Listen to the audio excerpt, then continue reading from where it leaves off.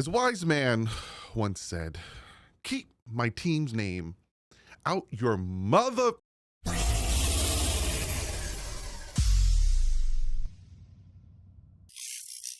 What is up, Finn fans? Wednesday. Hope you guys have a fantastic Wednesday. The Dolphins are being talked about again. This one is from Pro Football Talk.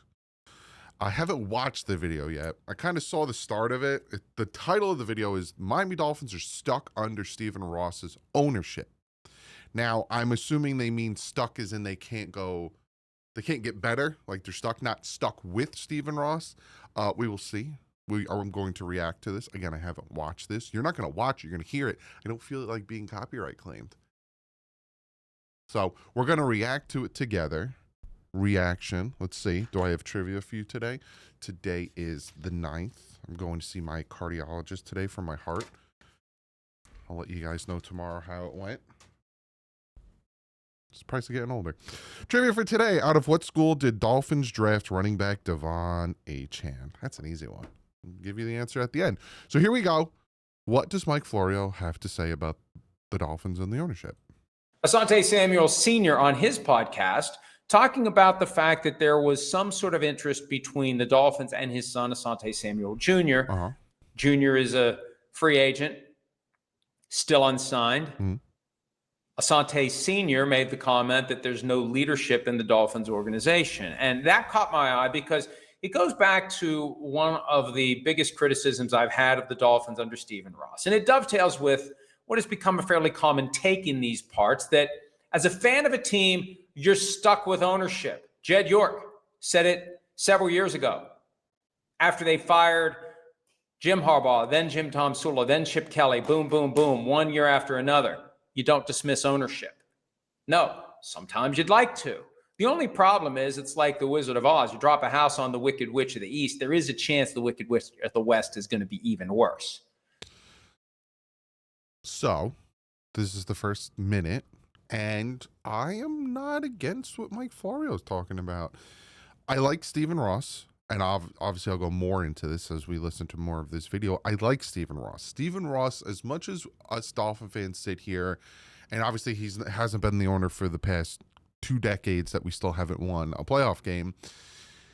I like Stephen Ross. He has done everything he could possibly do to an extent to make this team better. He has opened his checkbook time and time again. He has made accommodations. Obviously, he has taken an outside aspect as well with the racing track around and the tennis courts and all of these things. But you can't say that he doesn't want to win, right? He doesn't care about winning. He only cares about the money because, again, that man has signed a lot of checks to either keep players, clear cap space, all that stuff. So he does care. But again, there's the other end of the aspect where he doesn't make the necessary moves that need to be made, and he rides it out a little too late. He also doesn't surround himself with football smart people. So what else does Mike Florio have to say? So sometimes that owner you have who is driving you crazy may still be better than whoever would end up buying the team, because there is no test. There is no. And the rumor is that he had somebody in place to buy a portion, now not to buy the team or majority stock, but a minority stock in the team. And that fell apart after the whole Tom Brady, Sean Payton situation. Now it seems like his successor is his daughter, if that is going to continue to happen or not, but we'll see. Aptitude exam. You just have to have the biggest bag of money when a team is for sale.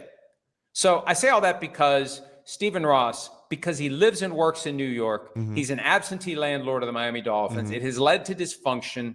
An owner said years ago, what do you think about Stephen Ross not living in Miami, not working in Miami? The response was, I love competing against him. Yeah. The best owners know where the sweet spot is between being around all the time and showing everyone this matters to me. This is my priority. This isn't some tax shelter. Not that there's any losses involved, but this isn't just, a trophy This isn't just some property that I'm investing in. I am fully invested in this team. I am here every day. I am making the team headquarters my headquarters. Either this is my only business or this is my principal place of all of my business. I'm not micromanaging my football people, but I'm here every day. And I think that would also give a sense of urgency in the aspect. Again, like I said, my biggest knock with Stephen Ross is he waits too long to make a decision. He did it with Joe Philman, where he kept him a little too long. Tony Sparano, he completely botched that whole situation. Full court press, gets on a helicopter, goes talk to Harbaugh. That falls apart. Comes back, gives Tony Sparano a contract extension, and then ends up firing him that year. It was like a whole hodgepodge of a mess. And now you're sitting here with Chris Grier now going into his 9th year as the general manager of the Miami Dolphins. And why? Why are you again giving him another opportunity to waste cap space, draft picks, this and that, when in your statement to the fans on why you did this was status quo wasn't good enough, the play on the field wasn't good enough, yet it's all there. I care the way I expect you to care. And having the owner around, what's the saying? When the cat's away, the mice do play. I mean, what have we seen over the years? The mice are eating each other when the cat isn't there. So look at where they are right now. We got a question coming up later that dovetails with that concept, but look at where they are right now. They just feel lost to me. And I know that makes Dolphins fans upset because Dolphins fans are stuck. They're stuck with Stephen Ross. They're stuck with the status quo. They have to make the best of it. Just said it. Now, Mike Florio, I'll say this Dolphin fan is not upset with you saying that because we see it. We see it every day. We feel it every day where we're stuck here, right? We're not the worst team in the NFL, and we're not Bills, Chiefs, Ravens, that elite top. We're stuck, and we've been stuck in that middle spot, just tipping, right?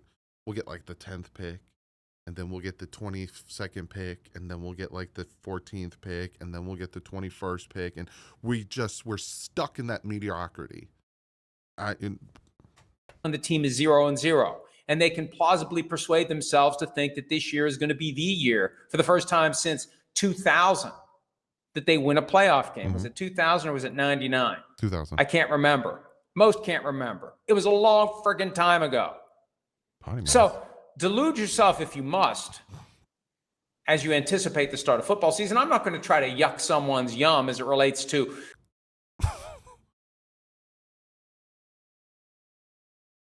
as you anticipate the start of football season. I'm not going to try to yuck someone's yum as it relates as you anticipate the start of football season. I'm not going to try to yuck someone's yum as it relates to. What does that even mean? Maybe I'm too young, 37, never heard that phrase before in my entire life. Comment below. I'm not even going to repeat it because I feel like I'm going to get a warning. What? The fascination of all the things that could be. Yeah, they could go 17-0 in theory. Man. So could the Giants, and I'll have John Mara's face tattooed on my arm, which is still much better than having his arm tattooed on my face. So the Dolphins feel rudderless. The Dolphins feel shiftless. The Dolphins feel like a team that really does have no unifying vision, leadership, who's in charge, who's driving the bus, where is the bus going. It just feels like the bus is going wherever the players want the bus to go. Hi, it's Mike Florio. I don't disagree with that. I do not disagree with that. I honestly, yeah. When you look at 2023 and you look at the moves they made and you look at the roster we had going into the season, going into training camp, there was a vision, right? We had Tyreek Hill. We had Jalen Waddle. You know, we the defense. We had Xavier Howard still. We had Javon Holland, Christian Will. Like, we had a team. There was a vision. Look at this team. This is going to be a team. This is going to be a team that's going to be fighting for the AFC East, and they were. You look at 2025. We have no starting corner. We just got Mika Fitzpatrick, who we haven't heard from. Again, maybe we'll hear from him on the 22nd, maybe the 23rd after their first practice. Haven't heard from Mika Fitzpatrick after the trade. We got rookies starting on the defensive line because we need to. We have 2 pass rushers who are banged up. Like, again, like Mike Florio said, things could happen where it just works. The pass rush is just banging off on all cylinders. It works. It helps the secondary. The offensive line we put together is just working, and we get off red hot. Not saying it's not a possibility, but when you look at this team versus the 2023 team, even the 2024 team, you're just like, what is the face of this team? What is going on here? What is, like 2023, it's that fast offense, man. You're going to have to compete with that fast offense. And now it's like, fast offense, but we've seen already last year, if we don't have our starting quarterback, or if, our receivers start to get nicked up, that fast offense disappears. If we can't run the ball, that fast offense disappears. So there's a lot of question marks, and I think a lot of those question marks, not to, I'm going to, because it sounds very pessimistic, but we're going to keep listening. We're going to learn about the question marks with this upcoming month of training camp. Obviously, I hope and pray they make a move in the next 2 weeks to bring in a veteran corner, as he's talked about, Asante Samuel Jr. But I think with training camp and preseason, we're going to kind of see, what this team is. And then the first 4 weeks, you see what this team is. They face the old AFC East those first 4 weeks, and the Colts, the Patriots, the Bills, and the Jets. They face an old rivalry, an old division back before it became 4 divisions. So you're really going to see what this team is, training camp, in the first 4 weeks. After that, we'll know what this team is. We'll know where our strengths are, where our weaknesses are, and the direction we're going. We come out of that first 4 games 3-1. Okay, we can't beat the Bills still, because I feel like that's the only loss there. But we're in the right direction. We can beat the teams we need to, and we have a few coming up in the next few weeks. You start 1-3, fired. You're gone. Trade deadline comes, ship them all out. This is it. Blah blah blah. This and that. So we'll see. But looking at that title, you're like, what does he mean by stuck? Comment below. What do you guys think? Also, Devon Echan, what college did we draft him from? Texas A&M. I will see you tomorrow. I'm thinking ranking video tomorrow. I might rank the quarterbacks. It's going to be a hard one because I got to do all 32.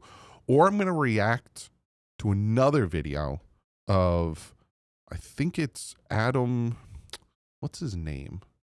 He does the, he picks the schedule every year. Comment below. Let me know what his name is. I think it's like Adam something.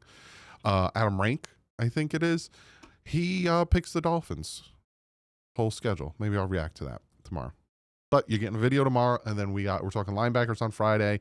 Then rookies report Tuesday, vets report the following week, and then on the 23rd starts training camp. So off and running. We're getting very close. I think we're like 31, 32 days from the first preseason game. So we're getting there. But I'll see you tomorrow. Like usual, stay classy. If it's up.